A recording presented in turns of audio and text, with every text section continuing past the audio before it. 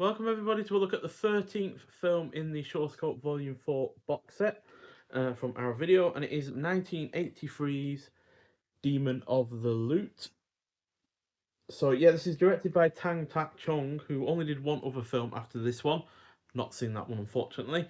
More prolific as an actor, as I have apparently seen 15 other films from him, but he's mostly been in minor supporting roles or as an extra. So not much more well known as an actor, unfortunately. But yeah, I would say that this was the sign of a promising career at the very least.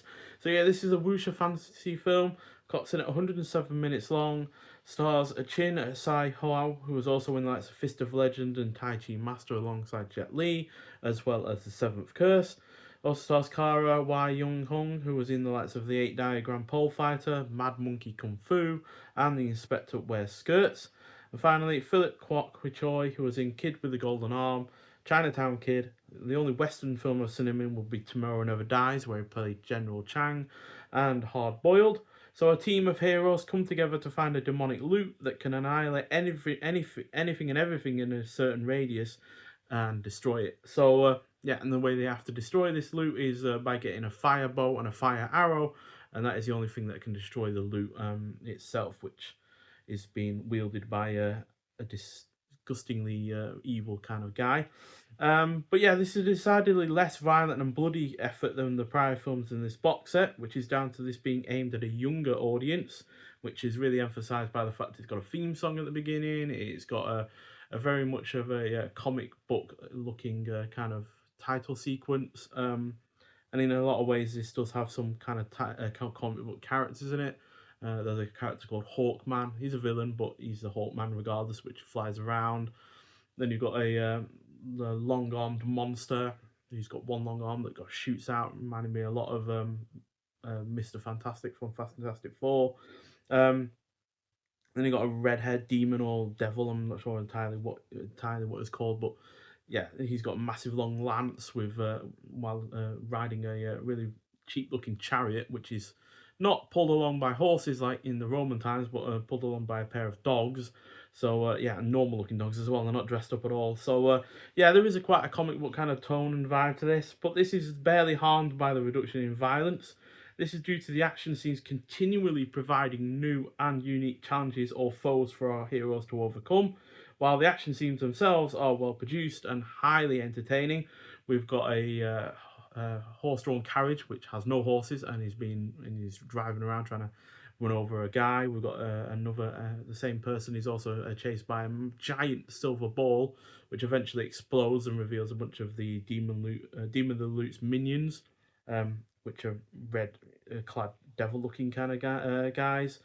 Yeah, all sorts of different kinds of ways that this tries to just change up each action scene. Very few of these action scenes actually feel like another action scene beforehand, so it's constantly changing things up. The sets, costumes, and cinematography are also all great, while the pacing is on point and the cast is good. It is also generally engaging. Most of the score is well done. There is an effective amount of energy to the plot, and some of the humour works. I would say, however, that the final fight isn't quite as good as the rest of the fights in this film, and there is little in the way of characterization. The plot setup is quite convoluted. You know, she's got one of her heroes has got to find two jade seals to find out where a certain guy is laid up, who is able to wield the fire bow and arrow, or at least take on the demon of the loot himself. And then there's all sorts of different kinds of convoluted plot elements to start with, but as soon as he gets that out of the way, this does become a mostly enjoyable effort. So yeah, it's a solid 4 out of 5, as good as the likes of what previous films we looked at, The Fake Ghost Catchers and Bat Without Wings. Doesn't quite manage to match the likes of Bloody Parrot, but quite frankly, the fact that we've had 4 films now that have been 4 stars or more is a vast improvement over the likes of the Hex films and Bewitched. So, yeah, really, really entertaining effort. And yeah, we also have a brand new 2K restoration from the original negative, as well as newly restored Cantonese and Mandarin mono audio. Sounds and looks really rather great. Got newly translated English subtitles, and there's an audio commentary from Frank Jiang on this as well. So, yeah, overall, a really solid effort, and yeah, definitely one of my favourites in this box set. So, here's hoping that the quality continues like it has done for the 3 previous films. And yeah, we can hopefully wrap this box set up on a high note. Now, obviously, there are only 3 films left in this box set, but I am not going to get all those 3 watched and reviewed before the end of the year, as we only have tomorrow. But yeah, we'll definitely have the other 3 done before the end of before the first week of 2026 is up with. I have obviously seen one of the 3 that we're going to be looking at, which is Portrait in Crystal. But still, I'm really looking forward to seeing what Seeding of a Ghost and Twinkle Twinkle Little Star have to offer. So yeah, only 3 left in this box set to review. I already know that Portrait in Crystal is a fairly solid film. But yeah, looking forward to seeing what the other 2 have to offer, especially in comparison to the films that we've recently looked at. Nonetheless, so if you have seen Demon of the Lute, I'd like to hear your thoughts on it. But thank you for watching, and I'll see you in the next one. Bye.